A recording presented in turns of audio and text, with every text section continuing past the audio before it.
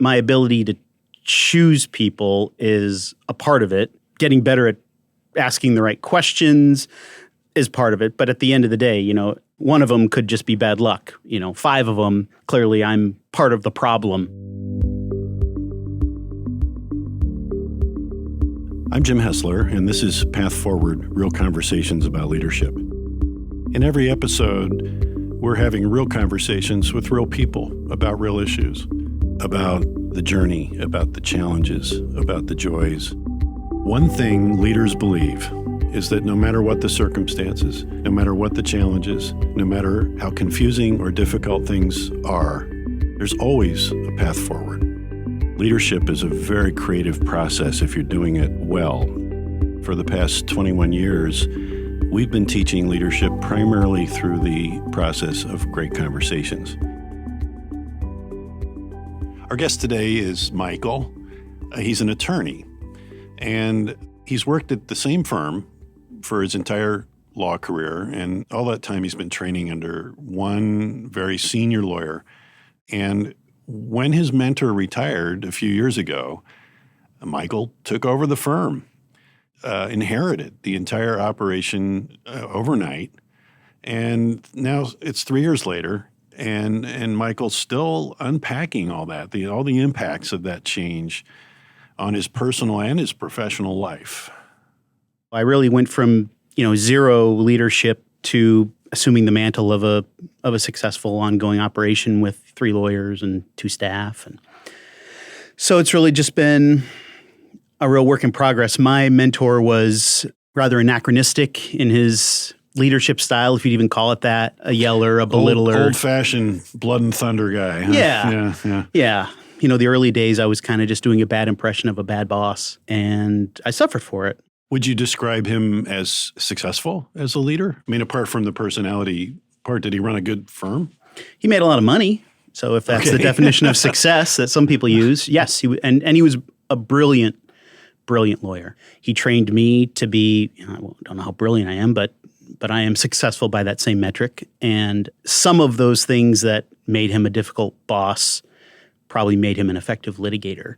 So it's smartest guy in the room, huh? For sure. Mm-hmm. Yeah, for sure. Yeah. So this person really commanded the ship for a long time. This was the culture that this person developed, was 100%. Around this personality, right? Yeah, it was a monarchy, basically. Right. Okay. And then he goes, and you end up being the managing partner. Correct. Yes, I went from owning 0% of the company to owning 100% of the company. Okay, wow. What motivated you to take over the firm, and what were you thinking when you took it over?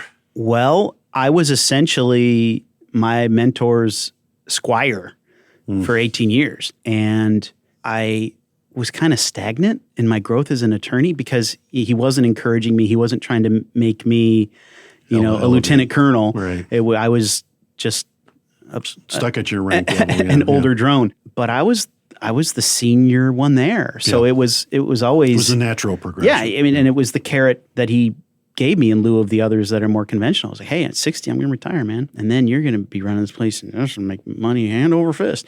And so he stopped giving me raises, really, but I just started working less. That was kind of the form of my increased compensation. And so it was just kind of this thing, almost like a graduation day that loomed on the horizon. But instead of, gearing up for it, it was almost the opposite. I was just kind of like me in that half marathon I ran. I just got slower and slower as I got closer to the finish line. But it didn't necessarily result in like a huge reflection on your part. Sounds like something that you were headed towards this for a long time, and it was just the natural next step. Yes. I mean, there was no reflection, like, should I do this? Yeah, no, exactly. Yeah. And I will say, just the mechanics of a firm, to me, it would have been worth, 10x dollars, right? Right. Because, he's with a few hours of transitional services and forwarding the phone calls, he's really handing me the keys to a train moving at full speed and the chance to make all this money. So to me, it's worth this much. But if I walk out the door, to him, it's worth 1/2x. Got it. Because the goodwill is all tied to the us. He made a modest choice. And I think it was, in recognition of the so-called sweat equity, Yeah. the loyalty. Yeah, Loyalty is a really 18 important years of it. Yeah, a really important principle to me, and it was a mutual thing that we had for each other. And how is his shadow kind of getting in the way for you? The metaphor of the ship of Theseus always kind of stuck with me. All right, help us less educated people with the ship of Theseus. So the notion of the ship of Theseus is, what is the ship of Theseus? As gradually one board gets replaced and later another board gets replaced, maybe 50 years later, none of the original ship is there, and yet its ontological standing as a thing remains intact. Got it. And so I'm gradually replacing board by board what there was, but it's still the Theseus. It is, until and unless I choose to make it something else. I'll digress for a second, but there's a famous experiment that was done with monkeys. They put a bunch of monkeys in a room and they put a ladder up to a platform, and there were bananas on the platform. And the first time a monkey climbed the ladder, the scientists would spray water on the monkey, and the monkey would go back down the ladder. And so every time a monkey tried to go up the ladder to get the bananas, they got sprayed with water. So one by one, they replaced the monkeys. This is kind of the ship of Theseus, right? One by one, they replaced the monkeys. So they got to the point where the monkeys wouldn't go up the ladder at all. They just gave up trying. And one by one, they replaced the monkeys until there were no monkeys left that had ever been sprayed with water. And none of them would go up the ladder. So there's a strong historical memory around culture and behavior. How is your current behavior at work colored by him, by his presence? As an attorney, 90%-ish of the training is useful. And so, what would he do is the right question to ask when I'm litigating, when I'm preparing for a deposition or whatever. But when it's time for performance reviews, not so much. And indeed, we didn't do performance reviews. So the very notion that I was having them was a deviation. In answer to your question, one staff member remains from his administration other than me. The rest have come and gone, and I've had a high level of turnover in both attorneys and staff. Okay. And that's part of your concern, that you're not holding on to those people. Correct. Yeah. And certainly my ability to choose people is a part of it. Getting better at asking the right questions is part of it. But at the end of the day, one of them could just be bad luck. 5 of them, clearly I'm part of the problem. Yeah. Both my parents studied workplace psychology. And so there was a textbook at home that I grabbed one day and dove into and always stuck with me. And so I'm steeped in the theory behind how to attract and retain good people. And that made it even more frustrating when I finally got to, sit in the captain's chair and I crashed and burned, basically. Did you have it in mind that the firm would get bigger under your leadership? I suppose I just kind of assumed that was the way it goes. The goal. Yeah. I mean, my mentor, again, it's another thing I'm sort of rebelling against because he had all the answers in life. The optimum model for maximum economic performance is 3 lawyers, 1 staff person, no refrigerator for snacks, et cetera, et cetera, et cetera. Right. So, Michael, you're a lawyer. Is there something about being a lawyer that makes this situation kind of unique to that profession? What type of a person is a lawyer, and how might that change the way that they lead in a business setting? Lawyers are generally pretty book smart. We have a linear way of thinking. I look at law school as sort of a rewiring of the brain to weed out the emotional components and just focus on the rationality. As a class of people, they're generally pretty competitive. The 20th century model, hostile. And so as our society has moved away from it being normatively acceptable to be a bully, it's become far more nuanced how to be an effective, competitive, in a good way, by the way. I'm not saying the old days were better. Hasn't the industry gotten a little kinder in terms of just learning how to resolve disputes? I mean, when I was in law school 20 years ago, there was a requirement in local cases that you had to mediate a dispute, in mediation. That's the word I was the use looking of for. a third-party intermediary, usually retired judge or other neutral to help. So that concept is not new. It's less okay to just be openly fighting for the sake of fighting. So there's a couple of things here that are really striking about your situation. Let's talk about which patterns worked from the previous boss and which ones don't work now. The other thing I'm curious about is you mentioned that both of your parents studied workplace psychology, and you're a lawyer. And so what I immediately start to wonder is the degree to which you're trying to do this out of a textbook or out of some expectation that there's a right way or a wrong way to do this. You know, the legal profession is one where you screw up a punctuation on a sentence and you can lose hundreds of thousands of dollars, right? I mean, it's a crazy detailed. There's a right way to litigate. There's a wrong way to litigate. There's winners. There's losers. It's generally pretty clear cut. I just wonder if part of that is there's an expectation on your part that there's a formula here.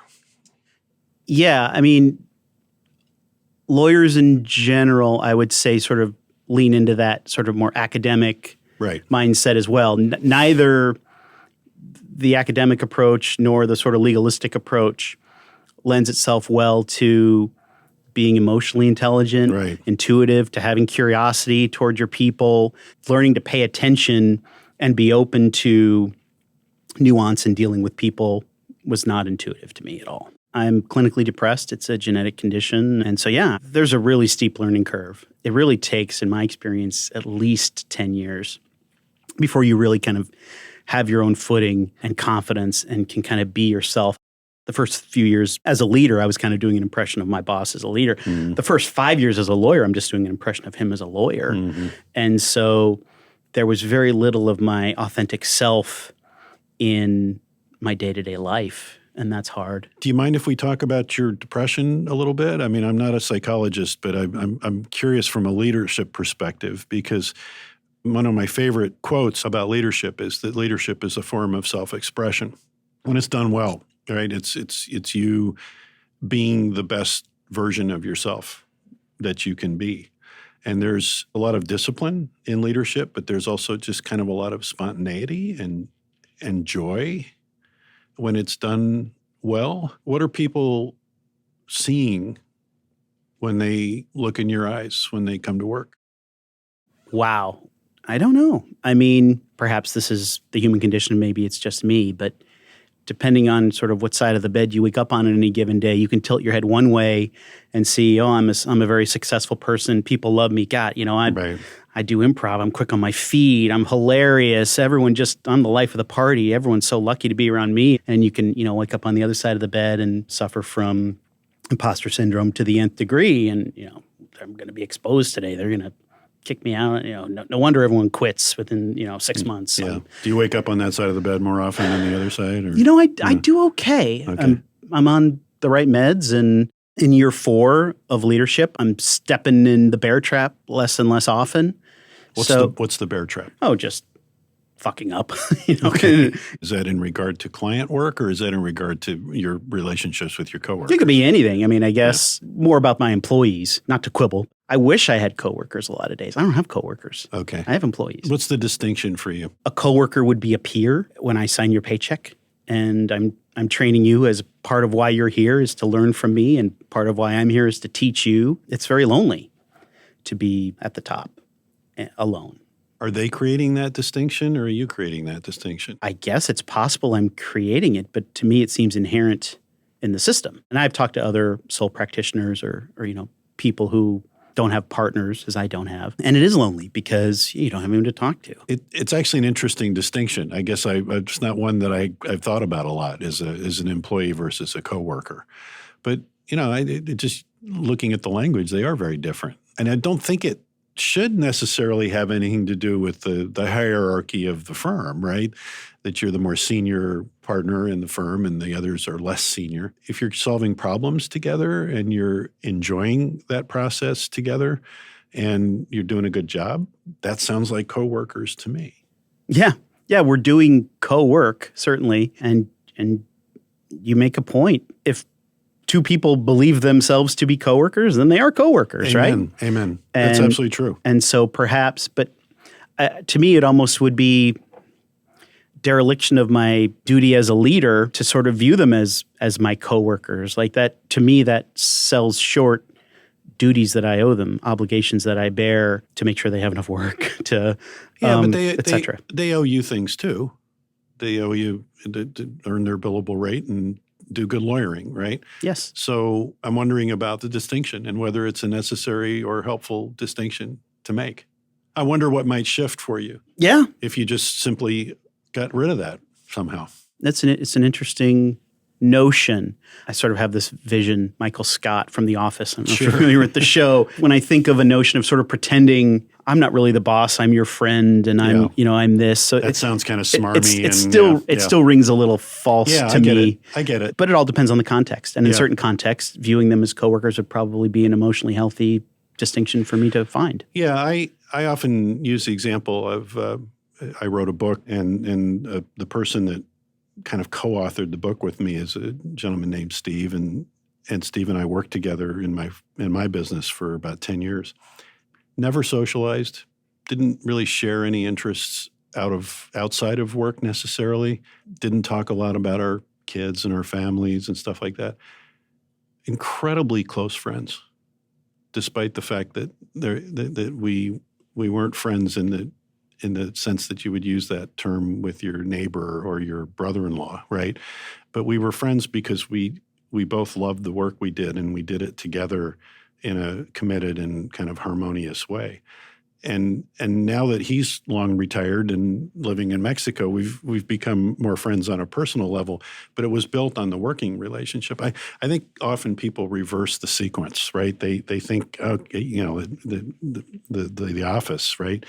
If I'm their friend, then we'll develop a good working relationship. I feel like the working relationship absolutely comes first. That has to be established. And then I think friendship can often grow out of that ability of us to do good things together, because that's just a good feeling. The labels, I guess, that they have whatever meaning we impute. I certainly don't feel that my coworkers, employees, whatever you want to call them, are my friends. But maybe we are. And again, I don't know what's inside their hearts. I don't know how they define friendship. Yeah. I don't know if I would meet that definition. I don't know if it's important whether I do or not. Yeah. I certainly want them to like me and respect me and be grateful for the chance to work together. I guess at the end of the day, if you're worrying about how other people feel about you, you're probably worrying about the wrong things, I would think. Oh, boy. Let's unpack that one for 4 or 5 hours. Yeah. You're working really hard at this, aren't you? Yes. I mean, you're just really, really working hard trying to figure this out. And I just want to say I honor that. I mean, I respect how seriously you're taking this and how hard you're working at it. God bless you. And at the same time, I wonder if you're working too hard at it. Yeah. Does that resonate at all? On 2 levels.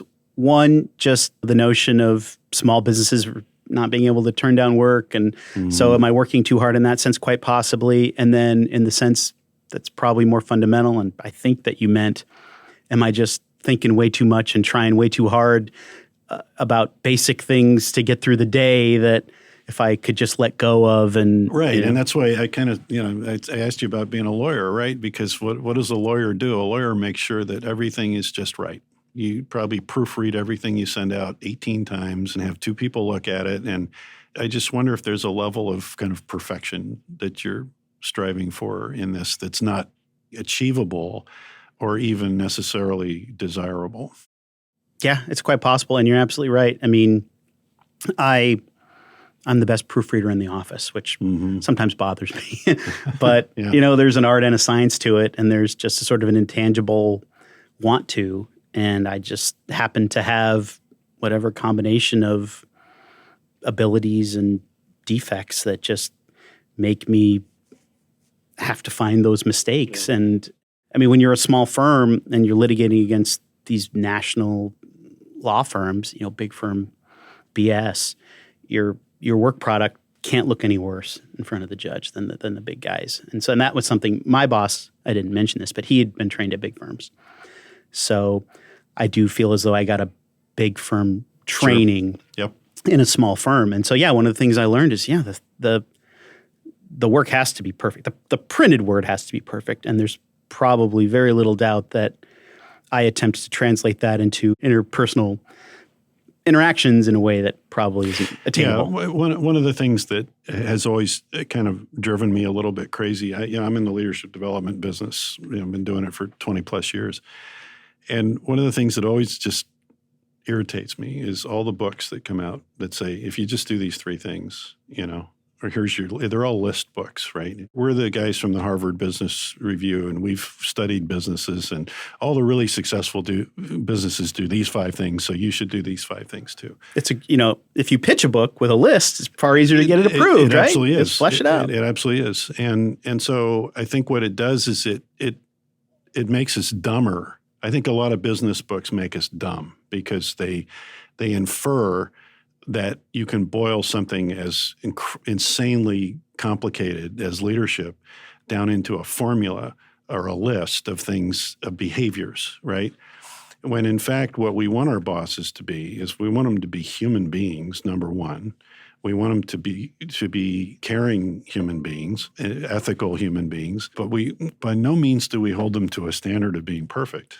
Yeah. I mean, I was an employee for the vast majority of my career in my life. And it seems, from what I remember of being on that side of it, it's a far simpler thing.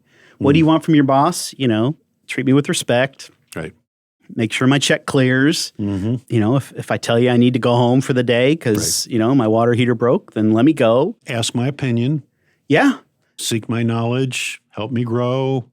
Yeah. Same thing you want from your parents to a large degree, Yeah. Yeah. It's much simpler on that side of it. That's it seems a really to me. Interesting observation. I like that it's simpler from the employee side than it is from the leader. Yeah, there's just sort of a few side. covenants. Yeah. And the beauty of being an employee is that you vote with your feet every single day. Yeah. In my profession, there's this notion of partnership, and especially in legal shows, and that's one of the things that translates pretty closely to real life, is that, lawyers 6-7 years in, I want a piece of the business. Cut me in, cut me out. I want to make partners. Yeah, professional services firms of all sorts. But what you really are, if I give you 10% of my firm, you are essentially married to me, but in a minority sense. Right, like I can still control exactly how much money you make. I can control everything about your life that I could control the day before you got 10%. The difference is you don't get to just walk away. You now owe me contractual obligations. Right. And so it really is sort of a double-edged sword. And it just so happens, as is implicit in what I told you, my mentor did not believe one iota in cutting people in. Yeah. And I've rejected that. I'm going to offer ownership to my senior associate. Interesting. I want her in. I want to keep the control, but also have her, Well, that could really change the dynamic, couldn't it? I hope so. Yeah, I really do. Because then, I'm really pleased to hear that. I think that's a good move. It might take some of the heat off you and give you a little more peer support. You mentioned that peer idea earlier about wanting to see people more that way than in a hierarchical sense. Right. I always point out to people that there's just an inherent conflict in that simplest of models. There's a boss and there's an employee. And there's just all kinds of potentially negative dynamics that show up for one reason alone, and that is that one person has more power in that relationship than the other person does. Anytime you have a hierarchy of any sort, it's a little bit of a minefield because the person on the lower box, no matter how open they are and how friendly they are and how much esteem they have for the person in the box above them, the box is above them. And I think that negatively impacts both parties in that relationship to not have the power shared more effectively. What do you need to hold on to and what do you need to let go of? How can you get to the point where you're willing to let other people help you more? The whole idea that the boss has to be the person with the answers, I think, is a fallacy. Wow, that blows my mind. Say more. The boss has to have the answers. No, they don't. I guess no one could have the answers. The boss has to have the questions. So let me see if I'm tracking. Let's assume that the employee has an answer. Don't I still have to acknowledge that answer? I mean, I of course, I get the idea of listening to your team and being able to identify a good idea and implement it. And I can also readily understand giving an employee autonomy over, in my world, a given case. Right. And so in that, he or she has the answer to a specific question. But in general, at least for me, litigation and owning a business is a series of decisions. So let me shift the question then. What would your firm be like if you had, you have 3 or 4 lawyers working in your firm. What if all of them were better at being a lawyer than you were? Would that be a good, healthy firm? If I ran it right, it sure would. Damn straight. Well, why don't you work towards that? It seems like you're humble enough to let go. What I would suggest is, as you let go of that knowledge and you bring other people around you, you don't lose any of your power, you don't lose any of your influence, you don't lose any of your leadership. In fact, that leadership likely expands in its influence if you're not the smartest person in the room all the time. I enjoy, and I haven't grown too big to be able to do this on all but the minorest of cases that we have, is to collaborate with my team and kick it around. Mm-hmm. And what's the best approach? I do believe I do a good job of seeking input. My default when associate asks me, what should I do here? What do you think we should do? Give me your recommended best idea, and then give me the second best idea, and let me pick between them. And did they get to weigh in on your work? On the cases where we collaborate, yes. I mean, there's X% of the cases where I'm just an island unto myself, and but I'm trying to reduce the number of cases that meet that description. Okay. I'm pushing 50, and I hope that by 50, if I'm not fully out of the game, that I can see the exit. Your exit strategy is to sell the firm at some point. Absolutely. Yeah, I mean, that's the way it goes in professional services, yeah. So correct me if I'm wrong, but I almost got the impression earlier you were talking about your depression, which I really appreciate you sharing with us. Something I've struggled with in the past as well. Thank God not for about 15 years now, but it was a big part of my life for a long time. How visible is that for people who work with you? I mean, assuming you're still struggling with it, which I got the impression that it's still there. I mean, I have bad days, but more good days than bad. My senior person I've confided in, and if I'm having an off day, I don't go out of my way to overshare my personal life or my emotional temperature, but if I know it's going to impact them, I might just say, hey, and I went through a pretty difficult family thing in the past year. And so there were days when I was just like, hey, just so you know, I don't have it today. Yeah. I don't confide in the rest of my team to that level. Mm-hmm. So I don't know the degree to which they might be aware or not aware. I'll remind you that I think it was twice early in this conversation you used the term isolated, that you talked about the kind of isolation of being a leader. Yeah. And that's a classic depressed person thing to say. Yeah. I mean, depressed people do feel isolated. Give me a picture of maybe a year from now and just say, if things go really well, what does it look like a year from now? A year from now, I've got a partner.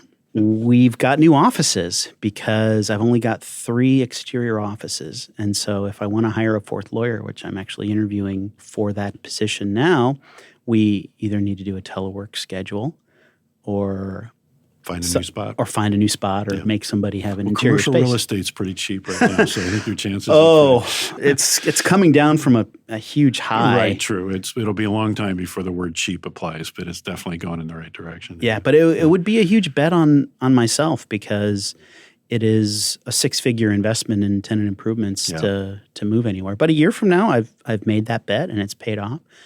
And we're 4 or 5 lawyers, 2, 3 staff. I haven't lost anyone to quitting or firing, and we've grown. And my people are picking up the brand that we teach. And I come to work and I solve the puzzles and help the people. I do drive home most days with almost teacher-like, confidence that I help people. And so the notion of doing that for more people, that's how I see growth. When I asked you that question, there's just a subtle shift in kind of your energy. I don't know if you even noticed. I'll take tomorrow over today, sure. Yeah, I mean, and I wonder how much of that type of discussion about the future and what we want this firm to be would be something that would draw you and your coworkers closely together and have them feel that they're part of that. I mean, vision doesn't have to be world peace. Vision can be a year from now we have a better office, and a year from now we're enjoying working together. And a year from now, I've found the role that's most productive and helpful for this firm, sharing those things with the people you work with can be really powerful. One thing I don't aspire to do on this podcast is give any like cheap advice, like Tony Robbins, rah, go team kind of stuff. But I think in your case, I'm going to give a little bit of cheap advice, and that would be if you can walk in the door of your building every day and really strive to have fun and not try to be the perfect boss, I feel like that might help. Have you seen Ted Lasso by chance? Yeah, I have. So I've been ruminating about the degree to which he would be a model for me as a leader. And I see a lot more yes than no in that.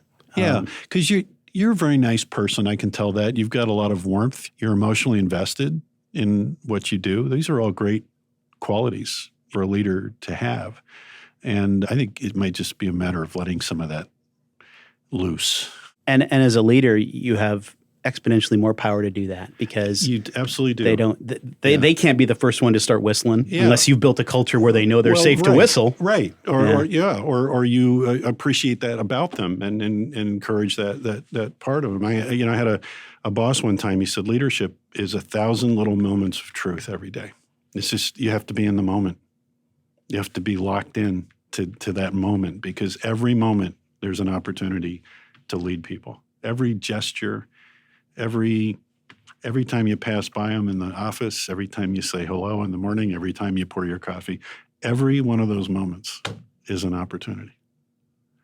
And it's a hell of a responsibility to think that way. It can be burdensome to think that way.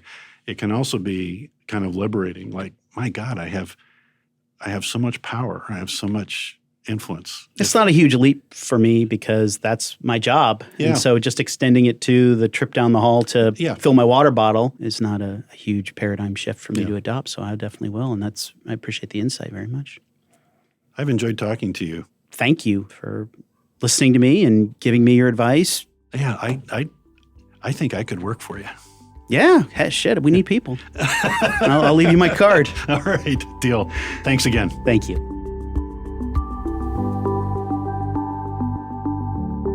There is no perfect way to be a leader of people. There is no 5-step formula or 10-step formula. There are things that work. There are things that you should learn. There are tools that you can use. There are practices that you can learn that are going to be somewhat effective on a repetitive basis. But part of the art of leadership is understanding the uniqueness of each situation, each person, each challenge that you have, and not trying to apply a set of rules or practiced moves to each situation. There's a tremendous level of spontaneity in leadership, and that requires a lot of trust in yourself. That requires a lot of self-confidence, and it requires you to get ego out of the way and understand that you're not always going to have the right answer, and you're not always going to have the right tool to use in the right circumstance. So get over yourself.